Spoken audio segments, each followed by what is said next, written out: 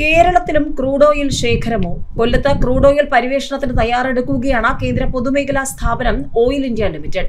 കൊല്ലത്ത് ആഴക്കടലിൽ crude oil അടക്കമുള്ള ദ്രവവാതക ഇന്ധന പരിവേഷണത്തിന് 1252 കോടിയുടെ കരാർ ഒപ്പുവച്ചിരിക്കുകയാണ്. UK ആസ്ഥാനമായ സ്വകാര്യ കമ്പനിയായ ഡോൾഫിൻ ഡ്രില്ലിംഗ് ASുമായിട്ടാണ് കരാർ. ഈ വർഷം പകുതിയോടെ പരിവേഷണം ആരംഭിക്കും. കൊല്ലം തീരത്ത് നിന്നും 26 നോട്ടിക്കൽ മൈൽ അകലെയാണ് പരിവേഷണം. ഇതിനുള്ള കൂറ്റൻ കിണറുകൾ സ്ഥാപിക്കുന്നതിനുൾപ്പെടെയാണ് കരാർ ഒപ്പുവച്ചിരിക്കുന്നത്. കൂറ്റൻ കിണറുകളുടെ രൂപകൽപ്പന, എഞ്ചിനീയറിംഗ്, സംഭരണം, നിർമ്മാണം, ഗതാഗതം, കമ്മീഷൻ ചെയ്യൽ തുടങ്ങിയവയ്ക്കുൾപ്പെടെയാണ് കരാർ.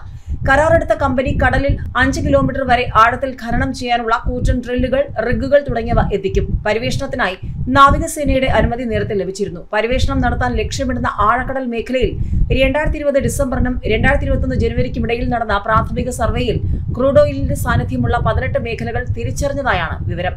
ആന്ധ്രയിലെ അമലാപുരം, കേരള, കൊങ്കൺ കടൽ മേഖലകളിലായി 4 ബ്ലോക്കുകളിലായി ഇന്ധന പരിവേഷണത്തിനാണ് രാജ്യത്തെ രണ്ടാമത്തെ വലിയ എണ്ണ കമ്പനിയായ ഓയിൽ ഇന്ത്യക്ക് കേന്ദ്ര പെട്രോളിയം പ്രകൃതിവാതക മന്ത്രാലയം അനുമതി നൽകി. അമലാപുരം മേഖലയിലും കേരള, കൊങ്കൺ മേഖലയിലും പ്രാരംഭ നടപടികൾ നേരത്തെ പൂർത്തിയായിരുന്നു.